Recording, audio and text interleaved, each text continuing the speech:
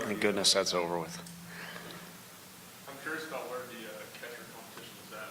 You've played against chances already. I'll go back to what y'all did kind of early, where one guy starts 2 games a weekend, another starts on that Saturday game. Yeah, I mean, dating back to, Pav being back down there, who will be celebrating a birthday this weekend while in Nashville watching the balls. We've always tried to use a combo of guys, whether it's to, create depth, give guys a fair opportunity, and probably most of all, keep guys fresh back there. I mean, I've told our players when Coach Elander played, he played like a maniac. And that's a great thing to have, but at that position in particular, it can really wear you out unless you take care of your body like he does. But I think to set those guys up even more for success, it's for them to have equal opportunity to learn the pitching staff, kind of balance things out for us, be fresh, and all those things I mentioned. So kind of similar, and that involves Peebles and Stone are the guys with the most experience back there. Now, Dalton Vargo has a ton of SEC experience, which obviously equates to college experience too, but he's a little banged up right now. We've asked him to play a multitude of positions, and he loves it.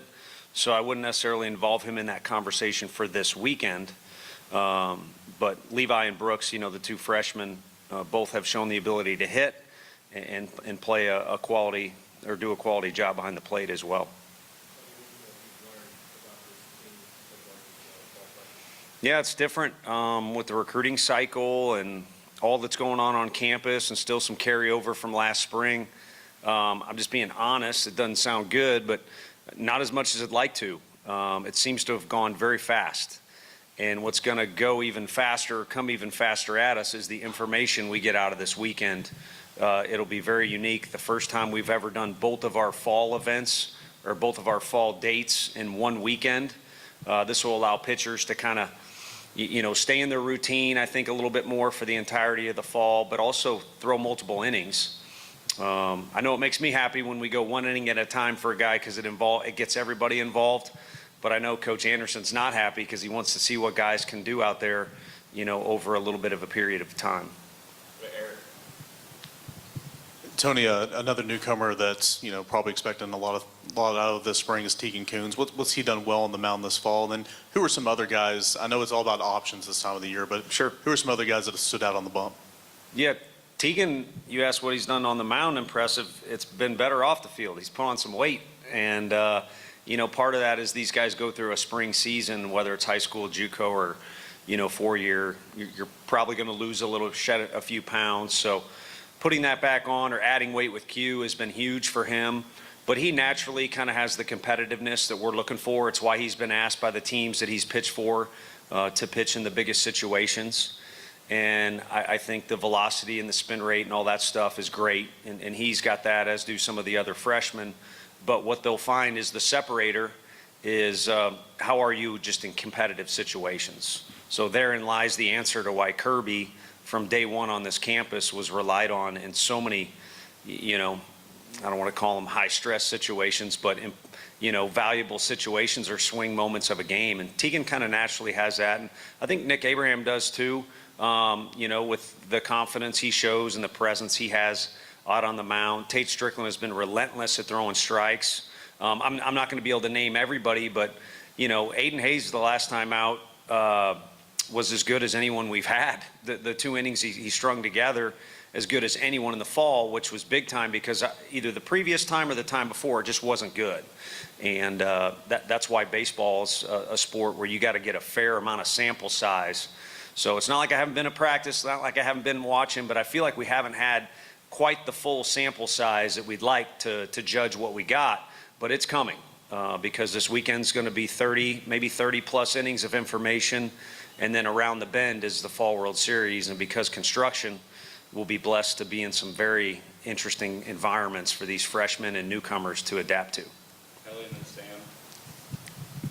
How much does fall ball just help you really map out this upcoming season? And what are you wanting to see out of this group come fall? I think for this fall, we want some leaders to emerge. And that doesn't mean like the captain, like a Peyton Manning or a Tom Brady. It's, I guess I should just say Peyton. The hell with Tom Brady. We've lost so many, faces last year off the team, but we also lost a lot of personalities and a lot of leadership. And who those guys are going to be for this group is a big question mark. I think there's talent there, and I think there's that natural camaraderie and chemistry that we had last year too. It's just on a different level. And a lot of that is because we don't have guys who are necessarily the ringleaders yet. There's some guys who have started to show signs of that. They realize it's either them or nobody as they look around. But like a lot of relationships, which that's what being a teammate is, and the locker room chemistry is all about relationships, it takes time. And events like this weekend, not just the games on Friday, Sunday, but the community service activities on Saturday, that's when those guys have an opportunity to show their character and show that they're a guy to follow or a guy to help you along the way to speed up the process for a freshman or a newcomer to do well in our league. Going back to the catchers, how is Cannon a different player now than he was at this time last year? He's more relaxed, which is insane to say. So on a scale of 1 to 10, instead of being like at a 13 intensity-wise, he's at like a 9.5 or a 10 now, which is a little bit more acceptable. And you can crack a joke with him, and he can make adjustments mid-play. But he's always going to have that fire, kind of like a Drew Gilbert or, you know, Pete Rose was in the news recently. So, you know, a guy like that that's got an inner desire that is always burning brightly. So the key is to make that an advantage to you as opposed to it being a disadvantage. So I think as you mature, I've been blessed to coach some guys like that. And yeah, their skill set gets a little better here or there, but really kind of learning to hone that in and direct it the right way is what guys like Simo and some others I've been around, the area they've grown the most. And you can kind of see that going on with Cannon. A couple of probably the most open positions on the roster right now, first base and left field. How are you utilizing the fall to just figure out options there, and maybe has anyone risen out at those two spots at this point? Yeah, let me go coach on you and say all the positions are available right now. I think Peebles is probably the, you know, number one on the depth chart at this point, or the leader in the clubhouse, you know, at the catcher position, and Ensley would be that in center, and the rest is just kind of chaos. And you know, Dean is really at the epicenter of everything we got going on. For a kid his age, his leadership skills are very unique, and his bat and his defense are going to be a huge part of what we're doing. But what is the best combination for everybody in that locker room to have a chance to succeed and for us to meet in right field after a home game and be happy? There's a lot going on. And but you do have a point. Those are probably two of the ones that are the biggest question marks. And Alex Perry's done really well at first base. You know, playing has been fine, but to me, for a guy that's that athletic and was honestly in the hunt for opening day shortstop for us last year at a position where you're in the middle of the field and all that, for him to be as receptive and to take ownership of that position is unique in this day and age with kids, because it's probably not his first choice, and probably in his mind, he's saying, well, these scouts see me at first base instead of shortstop, maybe they'll doubt my athleticism or whatever. We'll handle that because he can do it. He can do it at a lot of positions out in the field. And, you know, Colby Backus has played a lot of left field. He's shown he can play center for us in an SEC game and make difference-making plays. So you know he can defend and you know he's got power. It's just about him relaxing and being the best version of himself this year because he's worked awfully hard to put himself in a position to potentially start for us or have a major role this particular season. And then Chris Newstrom, Levi, who I mentioned earlier, Clark, and Jay Abernathy are three freshmen that have swung it as well as anybody. And Manny probably has too, but no plans to stick Manny out in left field. He could be one of the better shortstops in the conference, or at the very least one of the better infielders overall, not just defensively, before his time is done here. Yeah, I was going to ask about Jay, just his versatility to play infield and outfield. How far advanced, I guess, is that for someone his age, and what have you liked about his fall? Well, he comes, you know, Georgia's state where baseball is incredibly competitive, and those kids have a good foundation to come in. So he's kind of got that going for him. But he's so athletic and so fast. It covers up some areas where he's probably not as far along as he would like to be or we'd like him to be at any of the spots we put him in. And that's the nature of being a freshman. They need to tally up reps. But the thing he's got in his back pocket, and he's proven to the other guys in the dorms with him, but more importantly to the older guys in the locker room, is he's got some dog in him. And he's not afraid to compete. He's very realistic about who he is. He's A lot of it stems from family, but he's the type of guy you want in your locker room, and he's the type of guy in the ninth inning, if the game is on the line, you're going to be so happy for him if it goes well, and if it doesn't go well, you're going to be excited to give him a pat on the back, and you'll sleep just fine at night because you'll win or lose with a kid like that any day of the week. With Jay, what is y'all's long-term vision in terms of position? Do y'all still view him as a long-term middle infielder after this kind of year? Or? Yeah, like a lot of kids in high school, he was a shortstop. And we've kind of been through this and probably got about as good of a case as anybody of a story about that position, the shortstop position where Jay played in high school. And I don't mean to speak for scouts because I've done it like once and a guy went bananas. Their job's very difficult, but when draft day comes, they're categorizing guys based off what they think they are in the big leagues. So just because you're a starting pitcher doesn't mean you're a reliever. And, Scherzer's a good example. They wanted to label him that. And just because you're a reliever doesn't mean you can't start. And then it definitely applies. There's a lot of good hitters that catch but aren't going to be a catcher in pro ball. For me, I want Jay to work hard so he can prove to scouts he's a middle infielder in the big leagues. But I think there's no doubt because of his speed, what he'll have in his back pocket is he can also play any of the outfield positions in pro ball because of his speed, and he's also going to be able to compete with the bat against other guys. So it'd be nice to prove that he can play that position, and then we'll sort out who belongs where. Like Trey Lipscomb proved and has played shortstop in pro ball, but he was our third baseman his last year for us. With Dean and Gavin, they're obviously great defensively. How are you walking that fine line of come opening day, only one of those guys can be the shortstop? Yeah, I don't think there's any way to walk it. I don't have any power in that situation. I mean, we could have a meeting in the locker room or something like that, or up in the office. It's too late if it gets to that point. If a guy's not happy about where he's at, because that's kind of, you guys are nice to me. Our Evansville buddy tried to create some controversy, but if you're going to boil it down, like looking at what we got, like who's going to maybe be unhappy that we need out there every day? Like what if Bargo DHs one day and he's worked so hard at all these positions? That is going to be a massive story for this team in particular, because leadership might be number one, but number two is going to be who's willing to adapt to what is going to help everybody the most overall. And anyone who thinks they know that answer at this point, even Frank, yesterday in the office, we kind of played a little quiz game about some positions and some guys, and it's all up in the air. So there's no line to walk. It's, again, prove that you can play a multitude of positions, whatever your favorite one or whatever the most glamorous one is. We've now got an army of coaches, thanks to Kirby and Grizz are out there and other guys. We can help you prove that you can play your favorite position, and then it's ultimately, I guess I'll have to have the final say, but the players will cast a vote, coaches will cast a vote, and we'll kind of see what the best combination is for the guys that we have. For Ariel Antigua, how have you seen him continue to develop? What's his role you think he'll have this weekend? Yeah, it's frustrating because he really loves to play and therefore plays at 100 miles an hour all the time. And you'd much rather have that as a coach, and you got to rear it in.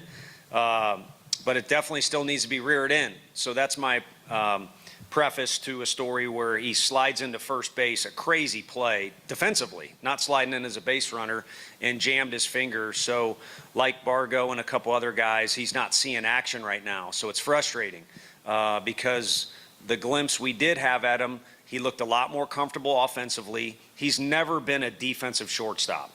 He's always been able to defend very well, but he's also been able to hit. And hit all kinds of variety of ways, whether it be, an on-base type guy or even for some power.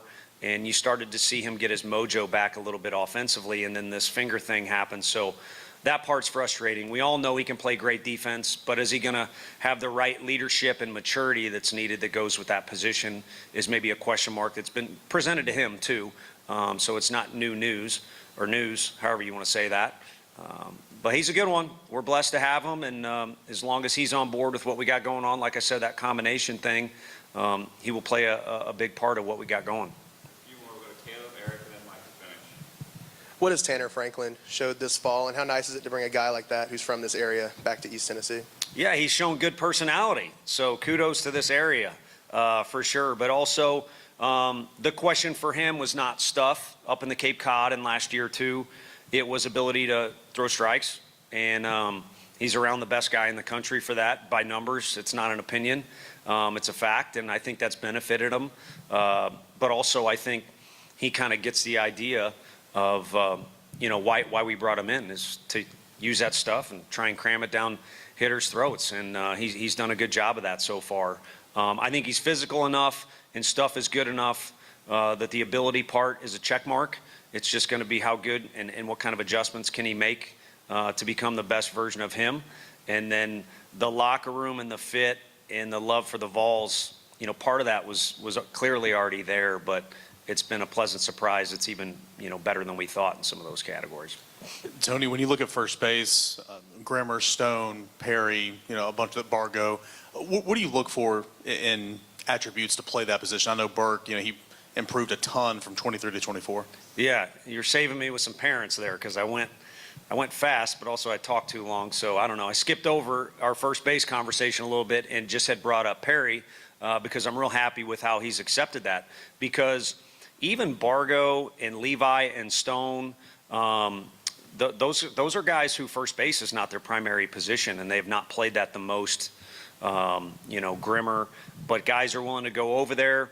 Ethan Payne's been a big help. Ricky, Ross, those guys, can all provide advice, infield wise to those guys to better learn the position. But, as I say, you hit, you don't sit. And that's a position where you'd like to have a guy banging it around a little bit for you. But a massive difference from the 23 club to the 24 club was Burke. Not just being an improved defender, but being kind of a lockdown guy at first and almost making some plays that the better or even some of the best ones wouldn't make for you. So he was a difference maker. But I think, catcher, shortstop, those are point guard type guys. You need a leader, and Burke was one of our best, if not our best leaders last year. So some leadership from that position, and you need to be able to hit a little bit for sure. Yeah, Reese has been around for a while now, but it seems like this should be a year that he puts it all together. Is that something you're seeing signs of? And then second question, with Dean having the year he had and still kind of getting some time at, third, second, all that, how is he handling having other guys play shortstop and not necessarily being just 100% locked in on being that guy? Yeah, I don't think there's much to rattle that guy. That doesn't mean he's got the world figured out or, is going to go 3 for 3 every game. But as far as whether he believes in himself or if he's willing to take on a task that the coaching staff gives him, he's going to be front and center, military style. And that's one of the things that helped him play in a league where if you look around, despite what everybody says in recruiting, there's only a handful of freshmen that contribute, including pitchers, really contribute to each of these SEC teams for the most part. Makeup of the roster kind of dictates that a little bit. So it's why he was in that position last year, and it's shining through this year, like I said, with him stepping forward, and even though it's his second year, being a big-time leader. And again, I think he's willing to accept any task you give to him because he believes in himself so much that he'll do that as well as possible. And then in a particular situation, if it means if he does well, he'll get a better. He'll do that, And then your other question was on Reese. Yeah, he's been around a minute. Not quite the Jeff Capel type deal where you think he's been with us for 8 years. But I think you start to see the shoulders back a little more, chest out a little bit more, and I'm going to take ownership of this spot as opposed to, a little bit more of an apprentice type role as a freshman. And last year, sometimes competition is good for you, especially in the long run. But sometimes in the short run, it can cause added stress and can cause guys to, press a little bit or try and do too much or look at the box score a little too often. And did I do well enough to get this or to move up or again to get it better? And now just go play.